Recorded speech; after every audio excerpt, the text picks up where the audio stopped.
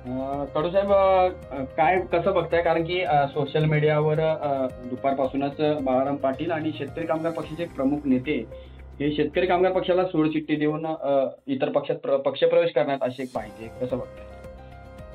अशा कोणत्याही प्रकारची म्हणजे बातमी जी काय आहे ती साफ खोटी आहे. या बाबतीत मी अगदी खात्रीने सांगू शकतो. याचा शेतकरी कामगार पक्षाचा जिल्हा चिटणीस म्हणून बाळाराम पाटील किंवा इतर कोणी पनवेल उरण मधला कोणी शेतकरी कामगार पक्ष सोडून इतर पक्षात जातोय अशा कुठल्याही प्रकारची बातमीला कधीच मी दुजोरा देणार नाही. सध्या माझ्या माहितीप्रमाणे तरी आजपर्यंत जी काही चर्चा माझी आमदार बाळाराम पाटील साहेब असतील यांच्या बरोबर झालेली आहे त्यानुसार शेतकरी कामगार पक्ष सोडून कोणी कुठल्याही दुसऱ्या पक्षात जाणार नाही.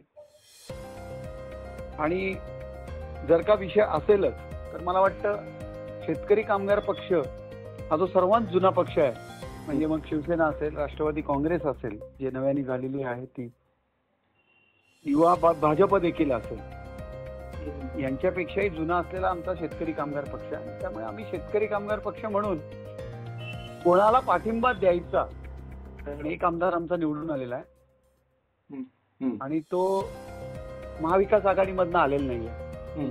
आम्ही सेपरेट जे आमदार आमचा निवडून आलाय तिथे ते वैयक्तिक शेतकरी कामगार पक्षाच्या अधिकृत तिकिटावरती निवडून आलेले आहेत. एबी फॉर्म आम्हाला शेतकरी कामगार पक्षाचा होता आणि उरणमध्येही तशीच अवस्था होती, पनवेलमधलीही तशीच अवस्था होती. त्यामुळे महाविकास आघाडीच्या माध्यमातून शिवसेनेने मात्र आम्हाला त्या शेका पक्षाने ज्या 6 जागा मागितल्या होत्या मित्रपक्ष म्हणून त्यातल्या 5ही जागांवरती शिवसेनेचा उमेदवार उभा करून महाविकास आघाडीचा जो धर्म आहे तो पाळला नाही. एकच ठिकाण असं आहे अलिबाग, ज्याच्यामध्ये फक्त त्यांनी शिवसेनेचा उमेदवार उभा केला नाही. बाकी ज्या जागा आम्हाला हव्या होत्या त्या 6 जागांची मागणी मित्रपक्ष म्हणून शेका पक्षाने केली होती आणि आमचा तिथे आम्ही प्रबळ दावेदार होतो.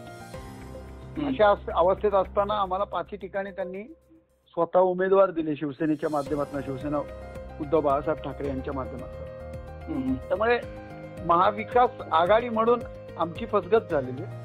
त्यामुळे नक्कीच कार्यकर्त्यांच्या मध्ये एक नवीन काहीतरी आपण आता ठरवावं अशा प्रकारची मागणी मात्र आमदार बाळाराम पाटलांकडे नक्कीच आहे. आणि मग त्याच्यामध्ये प्राधान्याने शेतकरी कामगार पक्ष संघटना तशीच ठेवून त्या संघटनेचा पाठिंबा एकतर एकनाथरावजी शिंदे जे माजी मुख्यमंत्री होते ते, किंवा आमचे कायम चांगले सलोख्याचे संबंध असलेले अजितदादा तटकरे आणि त्यांच्या माध्यमातून रायगड जिल्ह्यातनं आदरणीय खासदार सुनील तटकरे साहेब यांच्यासोबत राहावं अशा प्रकारची मागणी कार्यकर्त्यांच्या माध्यमातून पुढे येते. ही जर मागणी पूर्ण झाली तर मग विरोधी पक्ष नेता म्हणजे शेतकरी कामगार पक्षाला जो लढवय्या नेता, अगदी म्हणजे तळागाळातला नेतृत्व करणारा पक्ष, तर त्याच्याकडे बघण्याचा दृष्टिकोन साहेब कसा असेल? मग काय आम्ही आमची संघटना जिवंत ठेवून आमच्या संघटनेचे पुरोगामित्व विचार जे आहेत त्यांना कुठेही तिलांजली न देता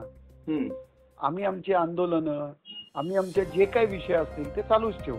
पण अजितदादांचे जे पुरोगामित्व विचार आहेत, म्हणजे मला जर विचारलं तर मला वाटतं की आजही ज्यावेळी राज्यामध्ये अशा प्रकारचं इलेक्शन होत असताना बटेंगे तो कटेंगे ही जी घोषणा 1-2 दिवस चालली आणि त्याच्यानंतर अजितदादांनी तीव्र भाषेत त्याचा विरोध देखील दर्शवला. म्हणजे अजितदादांकडे आजही महाराष्ट्रातला जो पुरोगामित्वाचा विचार आहे तो आजही जिवंत आहे. त्यामुळे आम्हाला वाटतं की ही फक्त एक सुरुवात आहे.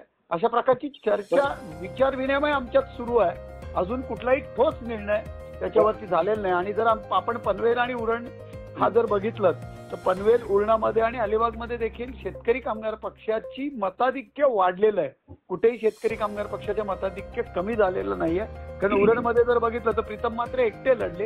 एकटे लढलेले असताना देखील 88 ते 90 हजार मतांपर्यंत त्यांनी मजल मारलेली आहे. तीच पूर्वी म्हणजे जर राष्ट्रवादी काँग्रेस आणि काँग्रेस ही युती असताना आमदार विवेक पाटील साहेब ज्यावेळी उभे होते, म्हणजे काही मतं यांची जर सोडली तर ती 40,000 मतच ही शेतकरी कामगार पक्षाची प्युअर होती.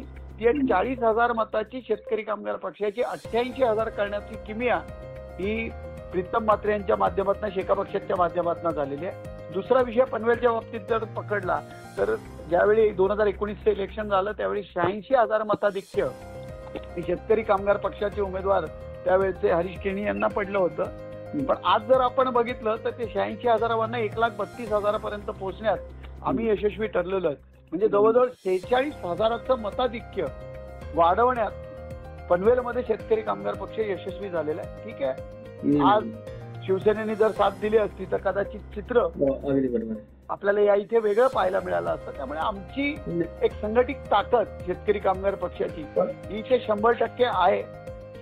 पण कार्यकर्त्यांची मागणी अशी आहे की आपण काहीतरी आता एक चांगला आणि ठोस विचार घेऊन आपल्याला पुढे याच्यामध्ये टिकण्यासाठी, या सगळ्या याच्यामध्ये टिकण्यासाठी काहीतरी नवसंजीवनी देता येईल, नवसंजीवनी मिळेल अशा प्रकारचा विचार करावा. पण आमदार योग्य वाटतं आपल्याला ते, कारण की इकडचे आमदार प्रशांत ठाकूर यांच्यासोबत मग परत तो समझोता करार होईल असं पण देखील चित्र नाही ना. कसं आहे बघा, शेवटी इथे जर आपण जर बघितलं तर आम्ही आमची संघटना जिवंत ठेवून, आम्ही आमच्या संघटनेची ध्येय धोरणं जिवंत ठेवून कार्यकर्त्यांची अशी मागणी, अजूनही कुठल्याही प्रकारची बैठक आजपर्यंत झालेली नाही. कामोठ्यामध्ये जी बैठक झाली ती ओव्हरऑल शेतकरी कामगार पक्ष सगळ्या रायगड जिल्ह्याची ती बैठक होती.